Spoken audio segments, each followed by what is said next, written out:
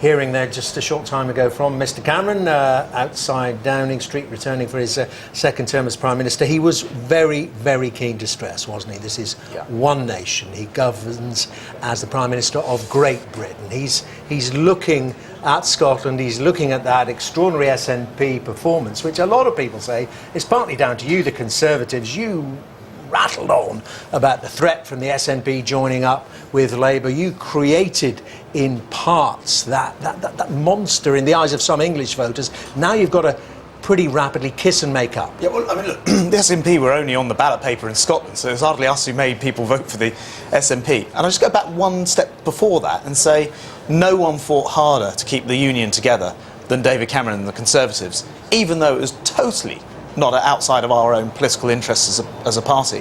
But one of the things that you say what you like about the Conservatives, we fight in the nation's interests. It wasn't in our interest to keep the union together, but it was in the nation's interest, and we fought for it. Now David Cameron comes into Downing Street as a majority leader. In other words, we won this election outright. We don't need to be in a coalition. And effectively he said, look, that belief in us being a single nation, in our working together, in our finding accommodation with each other, in our treating partners with respect, all of that is totally baked in with him, and he's going to make sure that this is an effective 5 years, not just for England, but for the whole of the United Kingdom, in particular, including Scotland. You talk about having a majority there. It's wafer thin, and you can't bring all your MPs, as we know, to votes all the time. You're going to need some, at least, cooperation from some of the other parties, aren't you, when it comes down to those difficult votes? If you get a few defectors on your side and things like that, who are you minded to do any kind of a deal with this, if there is one to be done? Would that rump of Lib Dems work again? Well, look, we're not having deals. We've actually just won a majority. It's not quite as narrow as your graphics sort of suggest, because but in the old days, let me just explain anything in the 320s. Sure, we're not in those old days now. But let me just explain why I say this. First of all, the Speaker, the deputies, these people don't vote, and then Sinn Féin don't actually turn up at all and swear they have. So actually, the majority is a bit bigger than it looks. We're not at the end yet. There are still some more seats to declare. So you know, perhaps it won't be quite as tight, but I accept this is a different type of world that we live in, where we're not talking about, you know, Tony Blair 140 majorities or whatever he got, 170 I think at one point.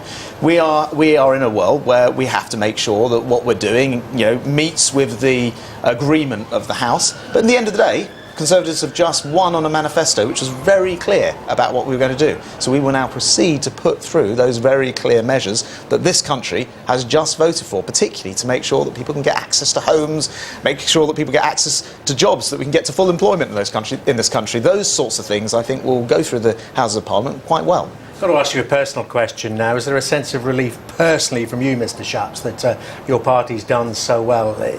I mean, in terms of your contribution or not personal contribution to the campaign, that fuss about your Wikipedia page, your alter ego. Yeah, I mean, let me just now in the safety of the aftermath, let me just point out that first of all, I had no idea who touched my wiki page. Certainly wasn't me. The wiki founder, Jimmy Wales, contacts me the next day to say this is not Wikipedia's corporate view. The individual who did it, a Lib Dem activist, has been placed under investigation internally.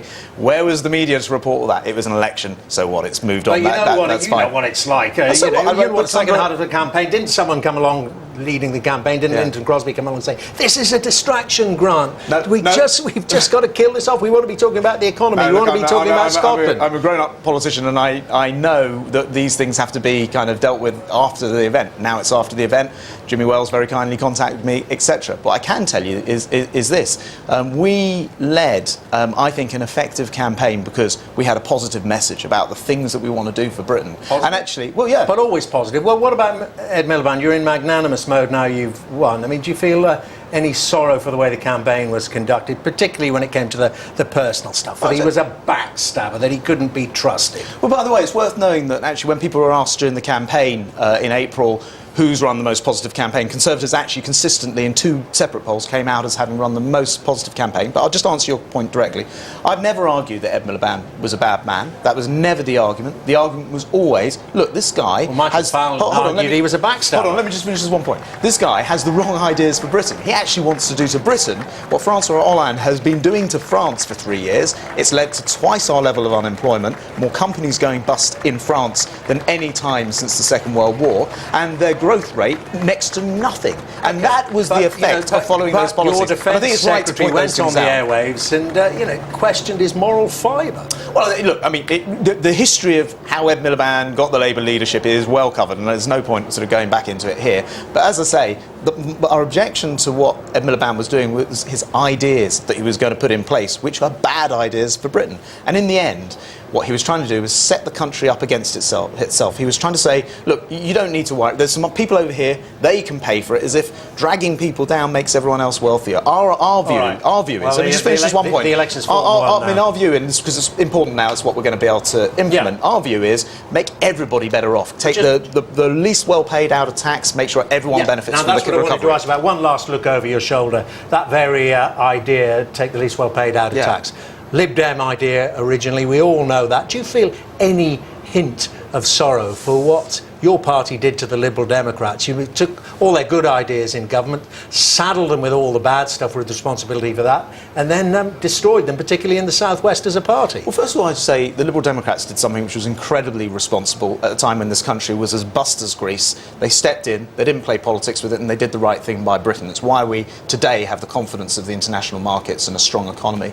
So they did those things right. I can't answer for what they said before the last election on tuition fees and the rest of it, and then what they did. But where there were good ideas, it was a Conservative Chancellor and a Conservative Prime Minister who implemented raising that tax threshold. That means that 3 million people now don't pay tax who did before, who happen to be the lowest paid people in this country. And now this Conservative government will make sure that that is risen. That rises. You implement it, but you're generous. You'll give it to Nick Clegg as the originator of the idea. Look, all ideas welcome. The point is, in our manifesto this time round, we've said we'll raise it to 12,500. Someone on the minimum wage working 30 hours a week will pay no tax under this Tory government. And that's because we believe in governing for the whole country. To be discussed. OK, Mr Shapps, very good to see you. Thank you very much indeed. Grant Shapps, the Conservative Party chairman. And we're going to take a break.